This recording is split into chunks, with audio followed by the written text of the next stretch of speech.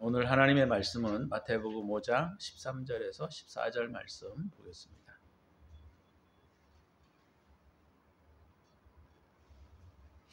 마태복음 5장 13절 14절 말씀. 너희는 세상의 소금이니 소금이 만일 그 맛을 잃으면 무엇으로 짜게 하리요? 후에는 아무 쓸데없어 다만 밖에 버려져 사람에게 밟힐 뿐이니라. 너희는 세상의 빛이라. 산 위에 있는 동네가 숨겨지지 못할 것이요. 아멘. 오늘은 그리스도인의 사명이라고 하는 제목으로 말씀을 함께 나누고자 합니다. 마태복음 4장 우리가 말씀을 함께 나누다가 5장 1절에서 12절을 뛰어넘었습니다. 5장 1절에서 12절은 어떻게 해야 그리스도인의 삶을 살 수 있는가에 대한 부분들을 가르쳐주고 있어요. 이 내용들은 되게 좀 복잡하고 어려운 내용들도 좀 많이 있고, 그래서 이것들을 말씀을 계속 나누면 되게 많은 시간들이 소요될 것 같고, 또 어떤 면에서는 우리의 삶과 밀접한 연관성이 없는 부분들도 없잖아 있을 것 같아서 뛰어넘었습니다. 이게 중요하지 않아서가 아니라 너무나 중요하기 때문에 이 내용들을 다루려면 많은 시간들이 필요로 하고, 그렇게 해서 간단하게 말씀을 드리자면, 우리가 신앙 안으로 들어올 때 가장 중요한 것은 3절 4절에 나와 있는 거예요. 심령이 가난한 자, 심령이 가난한 자, 마음이 가난한 자, 영이 가난한 자라는 뜻입니다. 영이 가난하다라고 하는 것은 어떤 의미를 가지고 있느냐면, 진리에 대한 목마름이 강한 자라고 말할 수 있어요. 진리에 대한 목마름. 자꾸 예수 그리스도에 대한 목마름이라고 자꾸 생각하시지 말고, 물론 맞는 말인데 예수님이 진리이시니까, 그러니까 진리에 대한 갈망이 있는 자라는 말입니다. 그러니까 진리에 대한 갈망이 있다라고 하는 것은, 다시 말하면 내가 천국 가고 싶다라는 말로 쉽게 대변될 수 있는 말이고, 다른 표현으로 하자면 나는 이 세상에 살 때 나의 목적은 하나님의 나라에 들어가는 것이다 라고 하는 소망을 강하게 갖는 자들만이 이 천국 안으로 들어올 수 있다라고 하는 것이에요. 우리가 이제 신앙의 어떤 삶을 살아갈 때 많은 사람들이 취하는 태도는, 종교는 하나의 나의 부수적인 수단이라고 생각합니다. 그래서 진리를 배우고 싶은 욕구는 있는데 진리에 대한 갈망을 가지고 있지는 않아요. 그러니까 진리에 대해서 알고 싶고 진리에 대해서 배우려고는 하지만, 진리에 대해서 배우려고 하고 알고자 하는 그 소망을 가지고서는 천국에 들어가기가 어렵다라고 하는 거예요. 심령이 가난하다라고 하는 건 뭐냐면, 납작 엎드려져서 오직 내게 진리만이 소망입니다 라고 하는 마음과 생각과 태도를 갖지 않는 한 천국으로 들어가기가 어렵다라고 하는 것입니다. 그것이 5장 3절에서부터 12절에 나와 있는 그런 내용들이에요. 그래서 그 내용들의 세부적인 것들을 따져보게 되면, 실상은 어떤 측면에서 보게 되면 내가 이렇게 살아도 천국에 갈 수 있을까? 그런 생각들을 가질 수 있도록 내용이 굉장히 어렵고 상당히 우리에게 굉장히 강한 것을 요구하고 있습니다. 그래서 3절 4절에 있는 내용들은 심령이 가난한 자가 되지 않으면 천국을 소유할 수 없다라고 하는 거예요. 근데 우리는 너무나 많은 것들에게 마음과 생각을 쏟아버리고 있잖아요. 잘 사는 것, 좋은 차 타는 것, 또 뭐 좋은 생각을 갖는 것, 진리를 우리가 알고자 하는 것, 뭐 이런 생각들을, 많은 생각들을 가지고는 있지만, 진리에 대하여 갈망하고 진리에 대하여 간절히 바라고 소망하는 사람들은 그리 많지 않다라고 하는 거예요. 그래서 우리가 천국에 들어오려면 중요한 것은 뭐냐면 진리에 대한 갈망이 우리 안에 있어야 하고, 그 진리에 대한 갈망은 고난을 통과하지 않고서는 절대로 일어나지 않습니다. 그래서 많은 그리스도인들이 실제적으로 성경에 나와 있는 훌륭한 사람들은 그 고난의 과정들을 겪었어요. 그래서 그걸 통하여 진리가 아니면 나는 살 수 없다라고 하는 간절한 갈망들이 생기게 되는 거예요.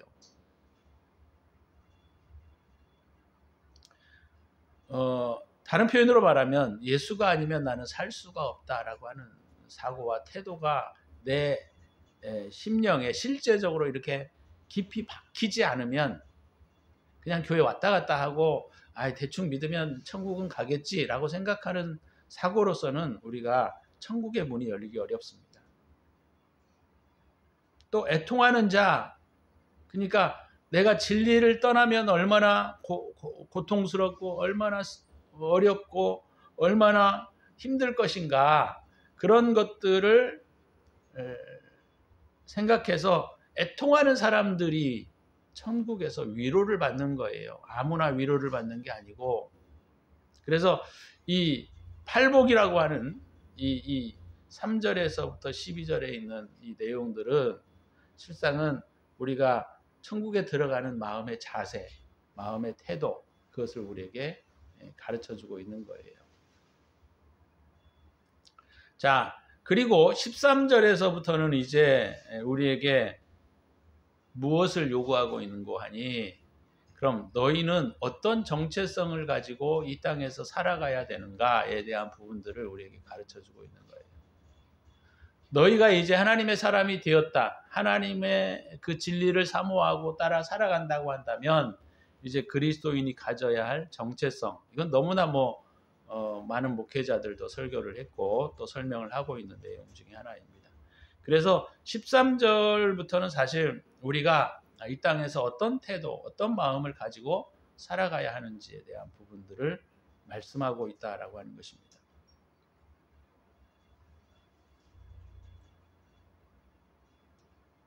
자, 이게 그래서 이제 우리가 첫 번째 그리스도인들이 어떤 생각과 어떤 마음을 가지고 세상에 살아가야 되느냐, 이것이 오늘 첫 번째 오늘 본문에서 우리에게 가르쳐주고 있는 것이죠. 이것이 정체성인데 오늘 마태는 두 가지로 설명하고 있습니다. 첫 번째는 뭐냐? 소금. 두 번째는 빛. 소금과 빛이 되어야 한다라는 것이죠. 자, 소금은 무엇을 상징하고 있느냐면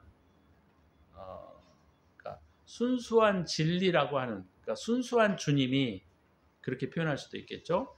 순수한 주님, 그러니까 순수한 진리가 선과 결합하고자 하는 애정을 상징하고 있어요, 소금이.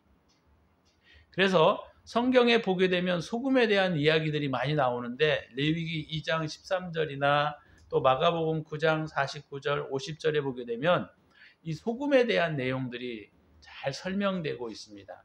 소금을 우리는 그냥 단순히 부패 방지라고만 생각하고 있는데, 그런 차원이 아니라 소금이 상징하고 있는 것이 바로 뭐냐면 진리와 선이 결합해야 된다라고 하는 간절한 욕구, 소망, 애정, 이것을 의미하는 거예요. 빛은 지혜를 상징하고 있고 진리를 상징하는 것이죠. 그래서 소금이라고 하는 이 중요한 이 내용의 상징물이 상징하고 있는 것들을 정확하게 아셔야만 왜 우리가 소금이 필요하고 왜 우리가 소금에 대한 말씀을 주님이 하시는가에 대한 분명한 이해들을 할 수가 있다라고 하는 것입니다. 소금이 뭐라 그랬죠? 순수한 진리가 사랑에 결합하고자 하는 욕구를 말하고 있는 거예요.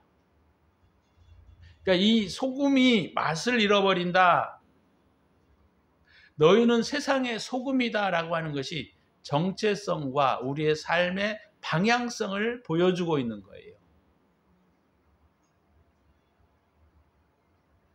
소금이 뭐라 그랬죠? 암기하셔야 합니다. 이건 왜냐하면 소금의 내용들이 성경에 나타날 때 항상 이런 내용으로 나오기 때문이에요. 순수한 진리가 선, 사랑 이런 거와 결합하고자 하는 욕구를 의미하고 있어요.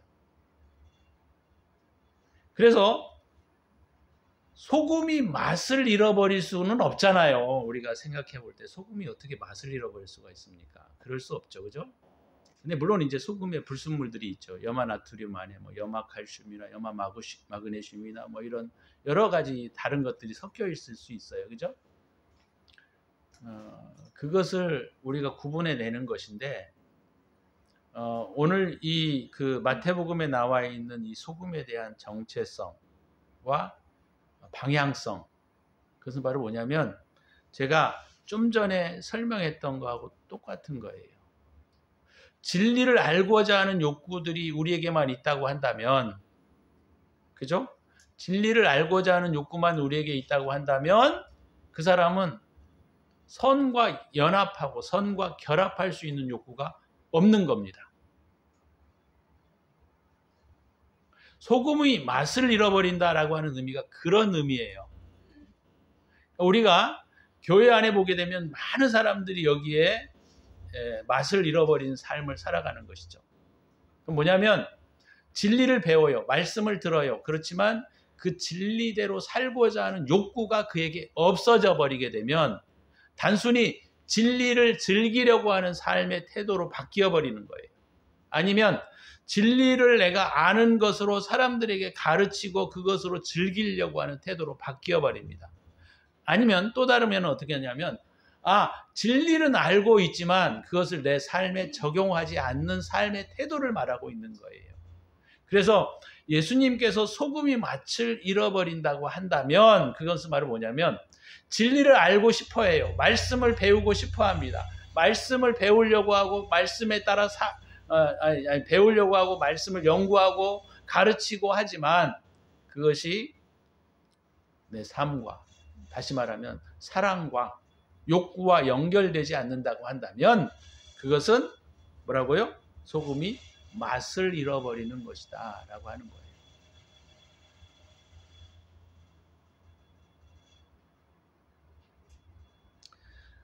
이런 것들은 저와 여러분들이 굉장히 조심해야 할 부분들입니다.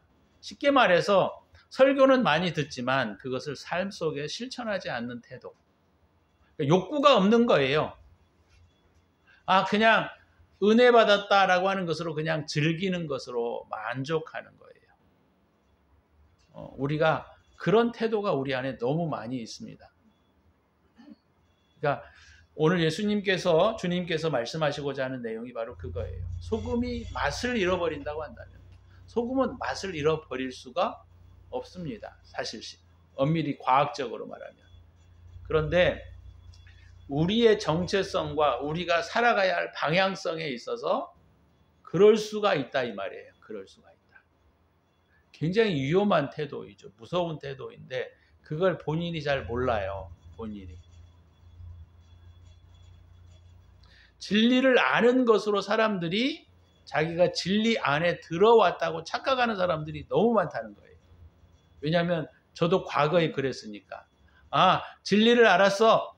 진리를 너무 즐겨하고 진리를 배우려고 애를 쓰고 늘 성경 공부하고 성경에 대해서 하고 진리 또 여러 가지 많은 세상에서의 어떤 인포메이션이나 이런 진리들을 배우려고 많이 애를 쓰고는 있는데 실상은 그 진리를 내 삶 속에서 실천하려고 하는 욕구가 없어져 버리는 거예요.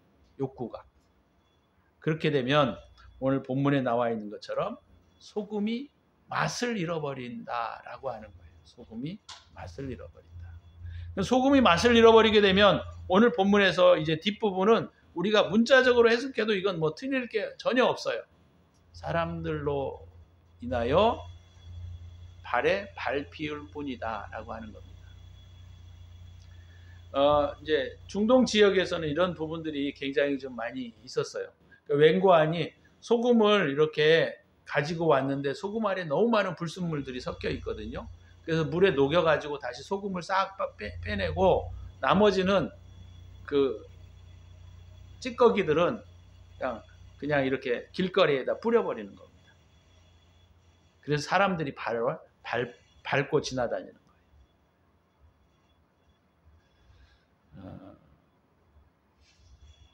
이것이 현대 교회가 지금 처하고 있는 현실입니다. 진리를 들으려고 하지도 않고 배우려고 하지도 않아요. 근데 진리를 배우고 익히려고 하는 사람들도 진리를 따라 살려고 하지 않기 때문에 이런 현상들이 나타나는 것들이에요.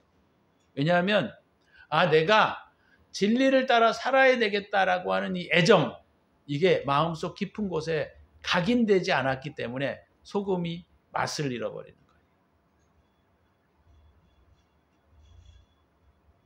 그래서 소금이 맛을 잃어버리게 되는 상태가, 우리 영의 상태가 바로 뭐냐면 진리 자체가 목적이 된다든지, 아니면 진리를 포장하는 데 애를 쓰는 사람들이 많아요. 진리를 포장하는 데 그럴듯하게 살아가고 착한 척하고 살아가는 거고, 착하려고 살아가는 사람들, 이건 우리가 자연적 선이라 그래요. 자연적 선. 근데 이 자연적 선이 영적인 선으로 바뀌지 않으면 이 사람들은 구원받지 못합니다. 그러니까 착하게만 산다고 해서 구원받는 게 아니고, 이 자연적인 선이 우리의 속사람의 선이 돼야 돼요. 속사람의 선. 그러니까 소금이 되어야 한다는 거예요. 소금이.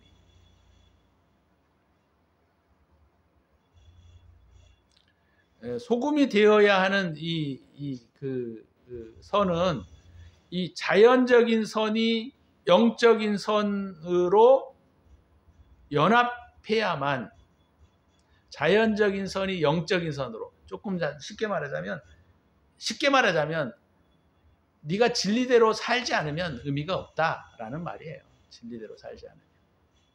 그러면 사람들이 그 소금, 맛을 잃어버린 소금의 찌꺼기들을 밖에 버리워서 사람들이 밟고 지나다닌다라는 겁니다.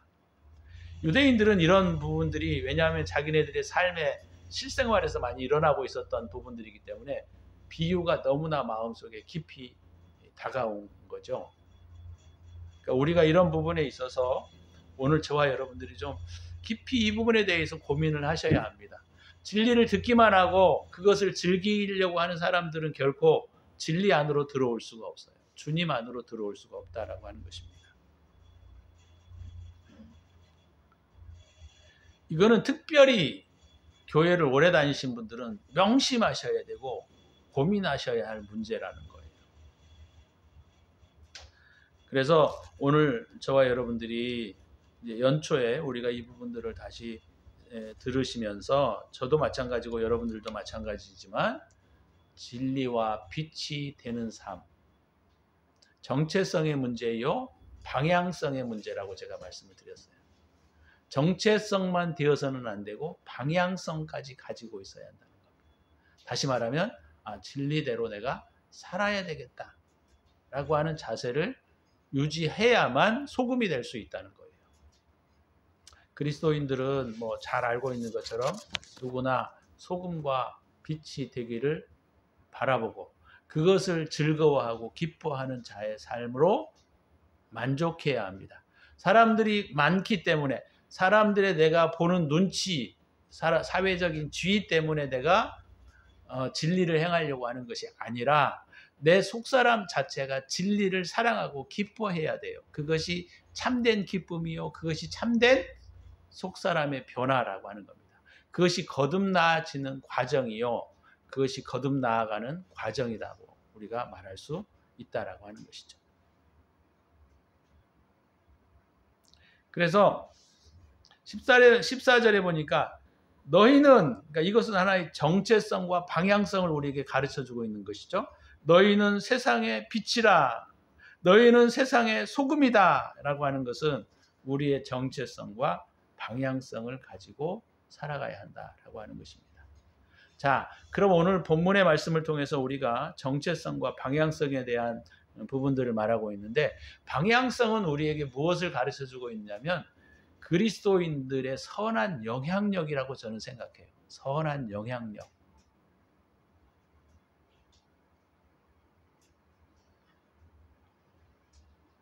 선한 사람은 아까 자연적인 선과 우리 내면의 선을 제가 구분을 했어요. 자연적인 선이 내면의 선과 연합하지 않는다면, 하나가 되지 않는다면 그 선은 가짜인 거예요. 그래서 선한 사람은 내면이 선한 사람일 뿐만 아니라, 속사람이 선할 뿐만 아니라 겉사람도 선하다라고 하는 거예요. 이런 것들을 통해서 우리가 보게 되면 그리스도인들이 있는 곳에 뭐가 반드시 나타나야 되느냐면 사람들의 칭찬과 주님의 칭찬이 있어져야 한다는 거예요. 물론 어떤 사람들은 그리스도인들을 칭찬할 때 무조건 그냥 그리스도인이기 때문에 비난하는 사람들이 있어요. 미워하고 싫어하고. 그런 사람들을 빼고, 그런 사람들의 평가를 빼고 그리스도인이라고 한다면 하나님과 사람들로부터 칭찬을 받을 수 있어야 돼요. 이것이 오늘 소금과 빛의 역할이다라고 하는 거예요. 방향성이다라고 하는 것입니다.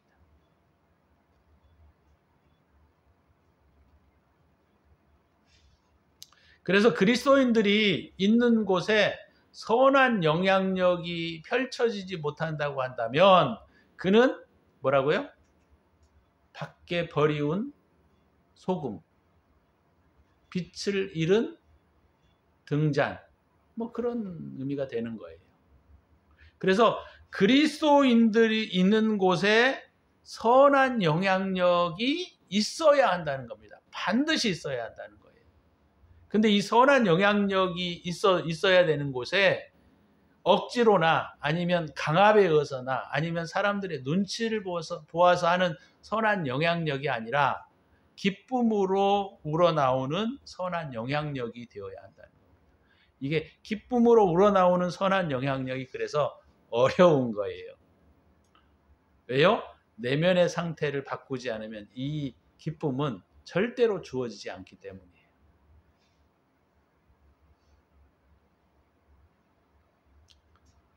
자, 예수를 믿어야 한다라고 하는 이 굉장히 큰 대전제는 바로 이런 정체성과 방향성이 있어야만 예수를 믿는다라고 하는 거예요. 교회만 다닌다고 예수를 믿는 게 아니고 사람들 갖다 도와주는 것만 그것이 예수를 믿는다라고 하는 것을 의미하는 것이 아니고 자연적인 선과 우리 내면의 선, 다시 말하면 속사람이 변화되지 않으면 절대로 자연적인 선은 이루어질 수 없습니다. 그리스도인들이 존재하는 가장 중요한 이유는 선한 영향력이 있어야 한다는 겁니다. 지난번에 찬양 중에 선한 영향력이라고 하는 찬양이 어디에서 제가 들은 것 같은데 그리스도인들이 있는 곳에 빛이 나지 않으면 소금의 맛이 나지 않으면 그는 그리스도인이 아니다라고 하는 거예요. 좀 어렵죠? 우리가 살아가고 있는 이 세상이 어찌 보면 개인주의가 굉장히 판을 치고 있어요. 뿐만 아니라 비진리가 판을 치고 있습니다. 또 어둠과 폭력과 싸움들이 끊이지 않는 세상 속에 우리가 살아가고 있어요. 작게는 우리 가정에서, 조금 넓게는 우리 공동체에서, 조금 더 넓히면 우리 사회 속에서 이런 부분들이 완전히 덮고 있습니다. 근데 교회만 잘 다닌다고 그리스도인이 되는 것이 아니고 그리스도인이라고 하면 선한 영향력이 있어야 되는데 선한 영향력이 그냥 내가 자연적인 선에 의해서만 영향력을 발휘하는 사람이 되어서는 안 되고 우리 내면에 있는 선의 영향력까지도 바뀌어져야 한다는 겁니다. 그것이 오늘 본문에서 우리에게 가르쳐주고 있는 것이죠. 이런 어두운 세상 속에 우리가 살아갈 때 선한 영향력을 끼친다라고 하는 것은 소금도 그렇지만 빛도 마찬가지예요. 뭐가 있어야 되죠? 소금은 녹아져야 맛을 내고 빛은 자기를 태워야 연료를 태워야 빛을 발할 수 있는 겁니다. 자기가 희생하지 않고 헌신하지 않고 절대로 소금과 빛의 역할을 할 수 없다는 겁니다. 특히나 교회도 이제 양분됐어요. 뭐 어떤 부분에는 지성주의로 어떤 부분은 흘러가고 있고, 지성주의의 반향으로 은사주의가 지금 흘러가고 있는 곳이 너무 많습니다. 그런 것이 지금 교회가 처하고 있는 굉장히 어려운 상황이지만, 우리가 기독교인으로 살아간다라고 하는 것은 선한 영향력이 있어야 한다는 겁니다. 그 어둠 속에서 빛이 되어야 한다는 거예요. 맛을 잃어가는 곳에서 맛을 내는 삶이 되어야 합니다. 이기주의적으로 살게 되면 절대로 이 맛을 낼 수 없고 빛을 낼 수가 없는 것이죠. 자, 오늘 본문을 통해서 우리가 한번 좀 고민해 봐야 할 것이 뭐냐면, 나는 선한 영향력이 있는가? 이 부분들을 우리가 고민하지 않으면, 정말 나는 예수를 믿었다고 생각하고 있지만 주님은 난 너를 모른다 라고 말할 수 있을 수 있다는 겁니다. 저와 여러분들이 오늘 우리의 정체성과 방향성마저도 선한 사람이 되셔서, 그죠? 우리가 주님 앞으로 갈 때 우리가 주님께로부터 잘하였도다, 충성된 종이라고 하는 그런 말씀을 들을 수 있는 저와 여러분이 되기를 예수의 이름으로 축원합니다.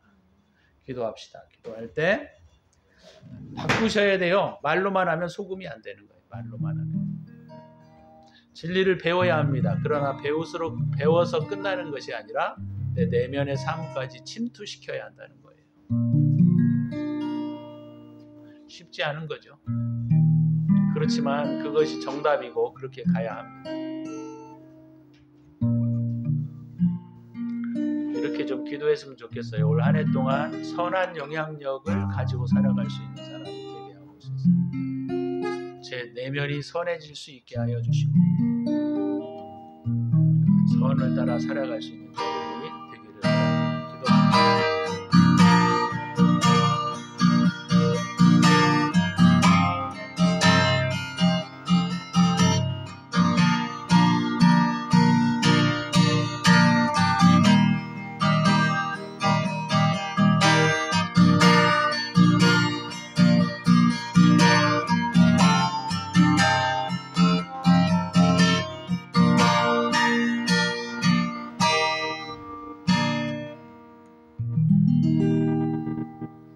주님, 우리가 이 땅에 살아가는 동안 소금과 빛이라고 하셨사오니 우리가 지금까지 그렇게 살아오지 잘 못했습니다. 하나님, 올해부터 우리가 고쳐갈 수 있게 하시고 선한 영향력을 발휘하며 살아갈 수 있게 하옵소서. 이제는 우리 구주 예수 그리스도의 은혜와 독생자를 아낌없이 우리를 위하여 내어주신 하나님의 사랑하심과 성령의 감화, 감동, 역사하심이 오늘도 선한 영향력으로 살아가기를 다짐하는 당신의 사랑하는 백성들 머리머리 위에, 가정과 삶 위에 이제로부터 영원토록 함께 있을지어다. 아멘.